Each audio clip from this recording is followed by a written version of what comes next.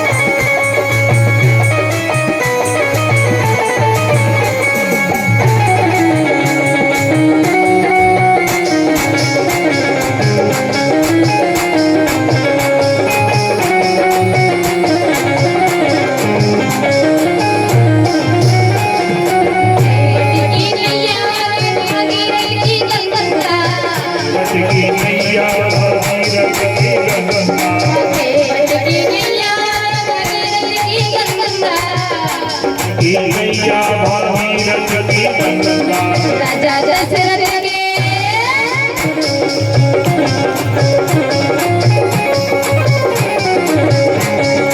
राजा दशरथ के लक्ष्मण राम गंगा मैया राजा दशरथ के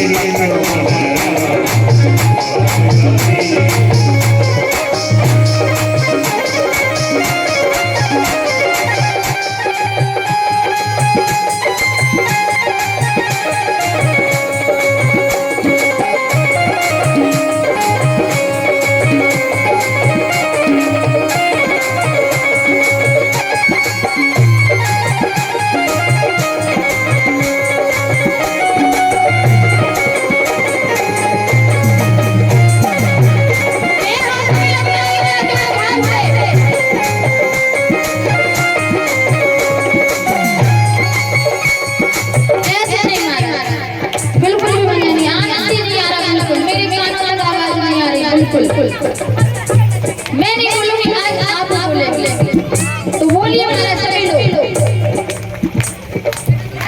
मेरी नैया में लक्ष्मण राम गंगा मैया धीरे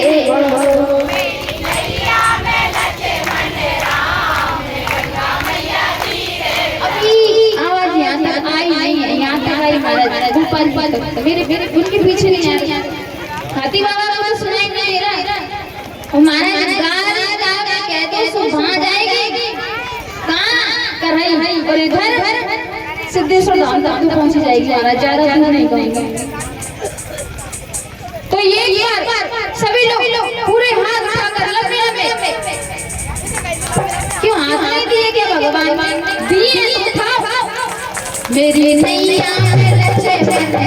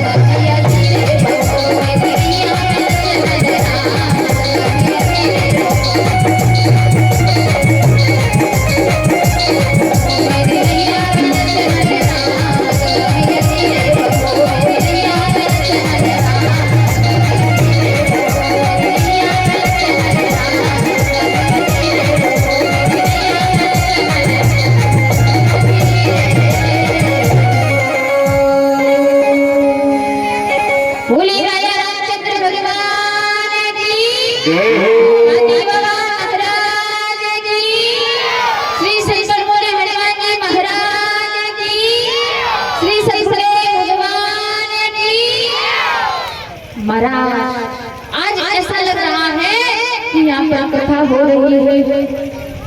तो महाराज प्रभु का नाम कैसा है? तो किसी ने लिखा है कि मुखम पवित्रम यदि राम नाम। महाराज अगर मुख को पवित्र करना है तो क्या क्या करना चाहिए। मुख की शोभा महाराज लाल लिपस्टिक पाउडर लगाने से नहीं होती है। मुख की शोभा किससे होती है? मुखम पवित्रम यदि राम महाराज इस मुख की शोभा अगर है तो प्रभु के नाम स्मरण करने से है। और हृदय की शोभा किससे है? हृदय पवित्रम यदि ब्रह्म ज्ञान। अगर इस हृदय को पवित्र करना है तो उस परमात्मा पर ब्रह्म को अपने हृदय में डालिए। और अगर इन हाथों को पवित्र करना है सज्जनों तो कहते हैं कि हस्तौ पवित्रम यदि पुण्य दानम। महाराज अगर हाथ को पवित्र करना है तो इन हाथों की शोभा कभी भी चूड़ी कंगन और घड़ी पहनने से नहीं होती है। अगर इन हाथों की शोभा है तो महाराज पुण्य दान करने से होती है। और कहते हैं कि चरणों की शोभा किससे होती है? तो चरणों पवित्रम यदि तीर्थ गमनम। तो महाराज अगर इन चरणों को पवित्र करना है तो तीर्थों का गमन कीजिए। क्योंकि जब भी हमारा मुख पवित्र होगा और तभी हमारा हृदय पवित्र होगा। और महाराज जब भी हमें इस संसार सागर से मुक्ति मिलेगी। क्योंकि कहा भी है कि महाराज जो भी अन्य युगों में बड़ी यज्ञ तप दान करने से प्राप्त होती थी वो कलयुग में महाराज स्वेच्छा प्राप्त हो जाती है। किससे? मेरे प्रभु के नाम स्मरण करने से। क्योंकि लिखा है कि कलयुग के बल नाम आधारा, कलयुग के बल नाम आधारा, कलयुग केवल नाम आधारा, कलयुग केवल नाम आधारा, कलयुग केवल नाम आधारा। सुमिर सुमिर सुमिर नर पारा,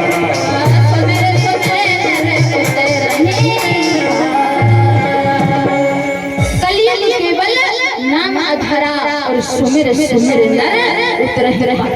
महाराज कलयुग में आप कुछ मत करिए, केवल महाराज प्रभु का भजन कीजिए। क्योंकि अन्य युगों में जो फल अनेकों यज्ञ तपस्या दान पुण्य करने से प्राप्त होता था वो कलयुग में केवल नाम स्मरण से प्राप्त हो जाता है। और कहते हैं कि कलयुग एक पुनीत प्रतापा और मानस पुण्य होए नहीं पापा। क्योंकि महाराज जो अन्य युगों में ऐसा होता था, अगर हमने मन से सोच लिया कि हमें ऐसा कार्य करना है तो उसका महाराज हमें फल प्राप्त हो जाता है। अगर हमने किसी के बारे में अपनी गलत भावना बना ली, अगर हमने सोचा कि हमें इसे मारना है तो महाराज वो हमें मन सा पाप लग जाता था। लेकिन इस कलयुग में ऐसा नहीं है। कलयुग एक पुनीत पापा और मानस पुण्य होए नहीं पापा।